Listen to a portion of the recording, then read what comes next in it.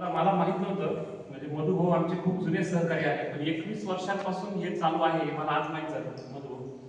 आणि खूप मोठा उपक्रम आहे आणि न्यायमूर्ती रानडेंच्या स्मृतिप्रित्यर्थ हे आयोजित केलं आता. सर्वप्रथम मी त्यांना पुण्यतिथीनिमित्त विनम्र अभिवादन व्यक्त करतो. 2 दिवसांनी त्यांची जयंती देखील आहे. जयंती आणि पुण्यतिथी हे असं कोणाची साजरी होत नाही, स्वतःसाठी जगणाऱ्या माणसाची होत नाही. जे जगासाठी जगले त्यांच्या खऱ्या जयंती पुण्यतिथी साजऱ्या होतात. हे सर्वात महत्त्वाचा विषय आहे. त्यांच्या नावाने खऱ्या अर्थाने आपण सगळे जमलेलो आहोत आणि हा कार्यक्रम करणं इतकं सोपं नसतं. आयोजन करणं एक साधी पोस्टाची गडबड झाली म्हणून आपल्याकडं विद्यार्थी संख्या कमी झाली. या कार्यक्रमाचं सगळं नियोजन जे केलं मानकेश्वर वाचनालयाचे अध्यक्ष आमचे सहकारी मधुकररावजी शेलार साहेब, त्याचप्रमाणे त्यांची सगळी टीम आणि व्यासपीठावर उपस्थित सर्व परीक्षक शिक्षक सर्वांचं हार्दिक स्वागत करतो. ज्या विद्यार्थ्यांना आज बक्षीस मिळालं त्यांना देखील मी अभिनंदन करतो आणि ज्यांना नाही मिळालं त्यांनी खचून जाण्याचं काम नाही. त्याचं कारण असं आहे, आम्हाला रोज बोलावं लागतं सर. आमचं सकाळी एखादी श्रद्धांजली दाव्याची होती, दुपारी एखादी वर्ष श्रद्धाची होती, संध्याकाळी एखादा कार्यक्रम असतो, परत एखादी पुण्यतिथी असते. Practices makes man perfect. रोज बोलावं लागतं, दिवसभर बोलावं लागतं. त्याच्यामुळे आमची प्रॅक्टिस असते. विद्यार्थ्यांना तुम्ही वर्षातून एकदा वक्तृत्व स्पर्धा देतात. विद्यार्थ्यांना वर्षभर बोलायची संधी कधी मिळते? ते त्यांच्या अभ्यासामध्ये आणि त्यांच्या घरी त्यांच्या होमवर्कमध्ये अटकलेले असतात. आणि म्हणून मला विद्यार्थ्यांना सांगायचं, तुम्हाला जर चांगला वक्ता व्हायचं असेल तर तुम्ही खरंच बोलत चला. तुम्ही म्हणाल आमचं ऐकत कोण? कोणी ऐकून असू द्या, कोणी नाही ऐकलं तरी चालेल. तुम्हाला जे वाटतं ते तुम्ही तुमच्या मोबाईलमध्ये आईचा वडिलांचा मोबाईल घ्या, रेकॉर्ड करा आणि रोज बोलायची सवय ठेवा. आपण लहानपणी सायकल शिकलो, पण डायरेक्ट बसून शिटावर बसून डायरेक्ट नाही शिकलो. पडझड होणारच असते. हे शिकणं एवढं सोपं नसतं. पडझडीशिवाय शिकणं होत नाही सर.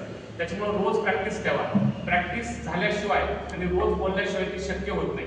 आणि सर्वात महत्त्वाची गोष्ट, सरांनी छान मार्गदर्शन केलं की तुम्ही कशा पद्धतीने भाषण केलं पाहिजे. सगळ्यात महत्त्वाचं, आज आपण ज्या वास्तूत उभा आहोत ना, इथं हजारो लाखो पुस्तकं आहेत. वाचल्याशिवाय लिहिता येत नाही आणि वाचल्याशिवाय बोलता पण येत नाही. त्यामुळे वाचन करणं खूप महत्त्वाचं आहे. मी सुद्धा मानकेश्वर वाचनालयाचा सभासद आहे आणि मी सुद्धा नित्य नियमाने आजही वेळ काढून किमान 30, 40, 25, 30 पानं जसा वेळ मिळेल तसं वाचन करत असतो. वाचन केल्याशिवाय काहीच होत नाही. वाचाल तर तुम्ही वाचाल. मला एक असं वाटतं, मधु ह्या वक्तृत्व स्पर्धेसोबत एखादी वाचनाची सुद्धा स्पर्धा विद्यार्थ्यांची घेतली पाहिजे. एक 50 पानाचं 60 पानाचं पुस्तक विद्यार्थ्यांना द्यायचं. त्यांना सांगायचं 1 महिना 2 महिने पुस्तक ठेवा, त्यानंतर त्याच्यावर परीक्षा घ्यायची आणि त्याच्यावर लोकांना त्याच्या विद्यार्थ्यांना बक्षीस द्यायचं प्रश्नोत्तर स्वरूपात. आणि छोटे छोटे सावित्रीमाईंचं चरित्र असेल, महात्माजींचं चरित्र असेल, बाबासाहेबांचं असेल, संभाजी महाराजांचं चरित्र असेल, असे छोटे छोटे पुस्तक देऊन त्यांना त्याच्यावर घ्यायचं. एकदा वाचनाची गोडी लागली, ज्ञान वाटलं की आपोआप बाहेर येतं. आणि खऱ्या अर्थाने मी बघितले, कारण माझा मुलगा सुद्धा होरायझनलाच आहे, मी विषय बघितला. एवढं सोपं नसतं. म्हणजे आज न्यायमूर्ती रानडेंवर आमच्या आहेत, तुम्ही आपण बोलू शकतो, पण विद्यार्थ्यांकडून अपेक्षा करणं एवढं सोपं नाही. कारण त्यांच्या दृष्टीने न्यायमूर्ती रानडे कोण आहे हेच मुळात अनभिन्न आहे. तर तुम्हाला जर सांगितलं अमेरिकेचा एक कार्ल डोनाल्ड आहे, त्याच्यावर तुम्ही बोला, तर आपल्याला अगोदर त्याची माहिती घ्यावी लागेल. ती माहिती घेतल्यानंतर आपल्याला लक्षात ठेवावं लागणार आहे की कोण होते, काय होते. ही गोष्ट एवढी सुलभ आणि एवढी सोपी नाहीये. त्यामुळं विद्यार्थ्यांनी शक्यता वक्तृत्व स्पर्धेचा अभ्यास करताना किंवा विषय निवडताना आपला डे टू डेचा जो विषय असतो, त्याच्यामध्ये एक विषय होता मोबाईलचे साईड इफेक्ट्स. हा विषय तुम्ही बोलू शकता, कारण कॉमनली ह्या विषयासाठी फार तयारी करण्याची गरज नाही. आणि सगळ्यात महत्त्वाचं, जर चांगलं वक्ता व्हायचं असेल तर तुम्हाला डे टू डे प्रॅक्टिस ठेवावी लागेल. बघा तुम्ही प्रॅक्टिसचं महत्त्व किती असतं. एखादी गोष्ट सातत्याने तुम्ही करता. आपण लहानपणी ससा आणि कासवाची गोष्ट बघितली. ते कासव संथ गतीनं चालतं, पण सातत्य तर ते सशापेक्षा लवकर पोहोचतं. आणि तेच कासव तुमच्या भक्ती मार्गात सातत्य असावं म्हणून मंदिराच्या बाहेर कासव असतं.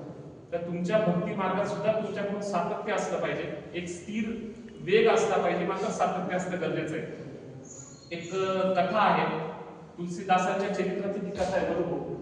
त्या कथेमध्ये असं आहे, तुलसीदासजी महाराज सकाळी प्रातःविधीला जायचे डबा घेऊन, आणि ते गेल्यानंतर ते विधी करून आले का ते पाणी तसंच असायचं. ते एका झाडाजवळ डबडं उलट करून द्यायचे आणि निघून जायचे. त्या झाडावर एक भूत राहतो आणि त्या भूताला हे अस्वच्छ असणारं पाणी चालतं. त्यांनी 12 वर्ष तो केला. त्यांच्या काहीच माहिती त्यांनी रोजचा नित्यक्रम जाणे येणे, पाणी तिथं टाकून देणे, निघून जाणे. 12 वर्षांनी ते भूत प्रगट झालं. ते म्हणे तुम्हाला काय पाहिजे मला सांगा. मी तुला बोलवलंच नाही. नाही म्हणे, तुम्ही माझी उपासना केली नाही. मी नाही केली म्हणे उपासना, तुम्ही रोज इथे म्हणजे पाणी टाकता म्हणे, ती उपासना आहे माझ्या दृष्टीने, तुम्हाला काय पाहिजे म्हणे. कथा पुढं वाढत जाते. त्या कथेचा पुढचा सारांश असा आहे, मग ते म्हणजे आम्हाला प्रभू रामचंद्राची भेट घातली नाही. ते म्हणे रामाचं आणि आमचं काही जमत नाही, जिथं राम आहे तिथं आम्ही नाही, जिथं आम्ही आहोत तिथं राम नाही म्हणे. एक करू शकतो म्हणे, हनुमानजींची भेट घालून देऊ शकतो तुमची. म्हणजे मग कसं म्हणजे पलीकडच्या गावात रामकथा चालू आहे आणि तिथं जो सगळ्यात पहिला माणूस येईल आणि जो शेवट जाईल ते हनुमानजी आहे. ती कथा ऐकल्यानंतर तुलसीदासजी महाराज तिकडे गेले आणि पहिल्या आलेल्या माणसाला आणि शेवट गेलेल्या माणसाचे पाय धरले आणि ते हनुमानजी प्रगट झाले, त्यांनी आशीर्वाद दिला. अशी कथा आहे. या कथेतून आपण काय शिकावं? आयुष्यात सातत्य शिकलं पाहिजे, सातत्य असलं पाहिजे आणि बोलायला शिकलं पाहिजे. आपण म्हणतो ना, बोलणाऱ्याची काय माती विकली जाते आणि न बोलणाऱ्याचं सोनं देखील विकलं जातं. आणि दडपण घ्यायचं नाही. मी बऱ्याच मुलांना बघितलं, बऱ्याच शाळेत जात असतो, बऱ्याच शाळेमध्ये बोलतो, विद्यार्थ्यांना प्रचंड दडपण येतं. बोलणं म्हणजे खूप काही अवघड आहे किंवा खूप अजिबात नाही.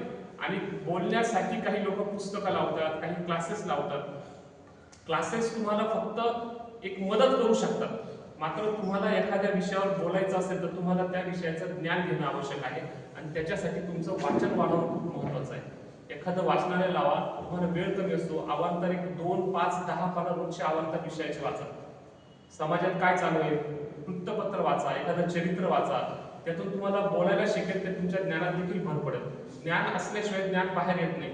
उगाच मग एखादी स्पर्धा आहे मग तात्पुरतं रात्रभर जागरण करायचं, एखादं वाचायचं, भूकंपट्टी कधी, विषय समजून घ्या. आज न्यायमूर्ती रानडेंचा विषय निघाला आणि त्यांचा तो विषय होता. मेन खऱ्या अर्थाने विचार करता न्यायमूर्ती रानडे कोण होते? थोर अर्थशास्त्री होते. समाजासाठी त्यांनी एक मोठं काम उभं केलं. काँग्रेस पक्षाचे स्थापना कमिटीचे सदस्य होते. असं म्हणता येईल की त्यांनीच काँग्रेस पक्षाची स्थापना केली असं म्हटलं तरी वावगं ठरणार नाही.